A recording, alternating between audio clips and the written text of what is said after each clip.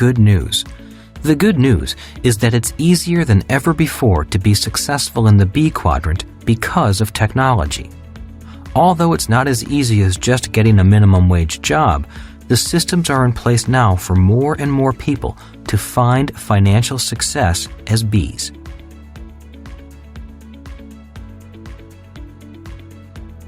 The 3 kinds of business systems. Your goal is to own a system and have people work that system for you. In moving to the B quadrant, remember that your goal is to own a system and have people work that system for you. You can develop the business system yourself, or you can look for a system to purchase. Think of the system as the bridge that will allow you to cross safely from the left side of the cash flow quadrant to the right side. It's your bridge to financial freedom. There are 3 main types of business systems commonly in use today. They are 1. Traditional C corporations, where you develop your own system. 2. Franchises, where you buy an existing system. 3. Network marketing, where you buy into and become part of an existing system. Each business system has its strengths and weaknesses, yet each ultimately does the same thing. If operated properly, each system will provide a steady stream of income without much physical effort on the part of the owner once it's up and running. The problem is getting it up and running. In 1985, when people asked Kim and me why we were homeless, we simply said, "We're building a business system." It was a business system that was a hybrid of the traditional C corporation and a franchise. As stated before, the B quadrant requires a knowledge of both systems and people. Our decision to develop our own system meant a lot of hard work. I'd taken this route before, and my company had failed. Although it was successful for years, it suddenly went broke in its 5th year. When success came to us, we weren't ready with an adequate system. Our system began to break down even though we had hardworking people. We felt like we were on a good-sized yacht that had sprung a leak in a location we could not determine. You may lose 2 or 3 companies. When I was in high school, my rich dad told Mike and me that he had nearly lost a company when he was in his 20s. That was the best and worst experience of my life, he said. As much as I hated it, I learned more by repairing it and eventually turning it into a huge success. Knowing that I was contemplating starting my own company, Rich Dad said to me, "You may lose 2 or 3 companies before you build a successful one that lasts."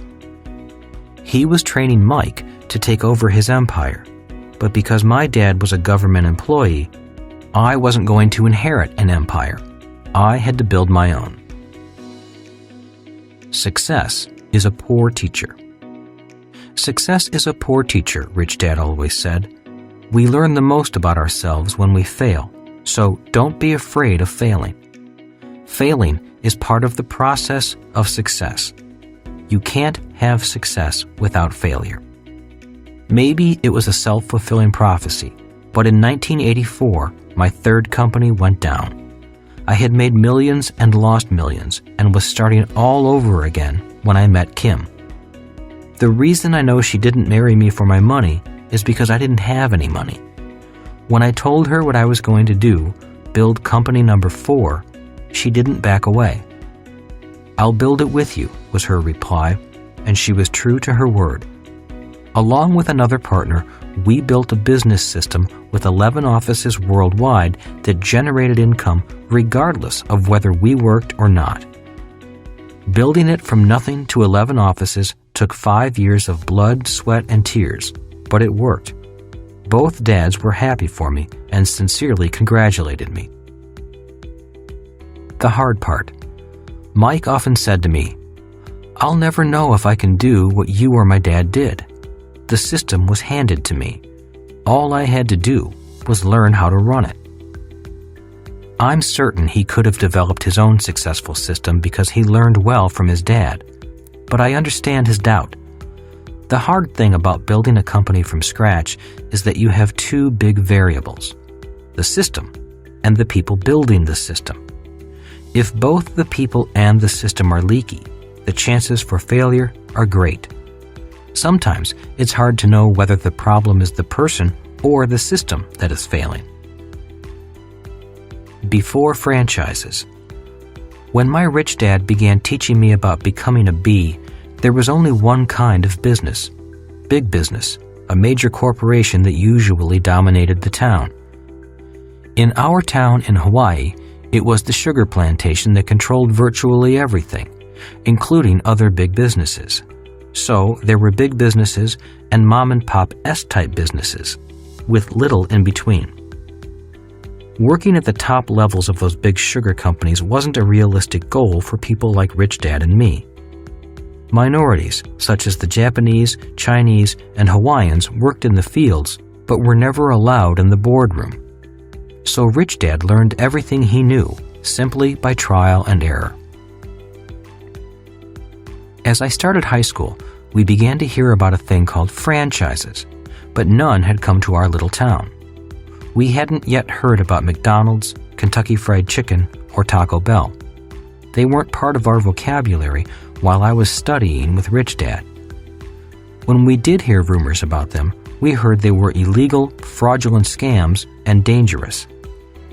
Rather than believe the rumors, Rich Dad flew to California to check out franchising for himself. When he returned, all he said was, "Franchises are the wave of the future," and he bought the rights to 2 of them. His wealth skyrocketed as the idea of franchises caught on, and he began selling his rights to other people so they could have a chance at building their own businesses. When I asked him if I should buy one from him, he simply said, "No, you've come this far in learning how to build your own business system. Don't stop now. Franchises are for people who don't want to build or don't know how to build their own systems. Besides, you don't have the $250,000 it takes to buy a franchise from me." It's hard to imagine today a city without a McDonald's or Burger King or Pizza Hut on every corner. Yet there was a time, not too long ago, when they didn't even exist. How to learn to become a B. The way I learned to become a B was by being an apprentice to my rich dad. His son and I were both E's learning to be B's. And that is the way many people learn. It's called on-the-job training. This is the way many closely held family empires are passed on from one generation to the next. The problem is that not too many people are privileged or lucky enough to learn the behind-the-scenes aspects of becoming a B. Most corporate management training programs are just that. The company only trains you to be a manager. Few teach what it takes to be a B. Often, people get stuck in the S quadrant on their journey to the B quadrant. This happens primarily because they don't develop a strong enough system and end up becoming an integral part of the system. Successful Bs develop a system that will run without their involvement.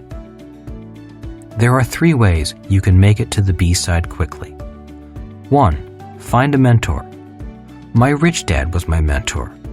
A mentor is someone who has already done what you want to do and is successful at doing it.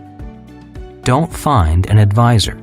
An advisor is someone who tells you how to do it but may not have personally done it. Most advisors are in the S quadrant.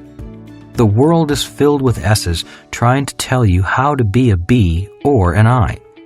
My rich dad was a mentor, not an advisor.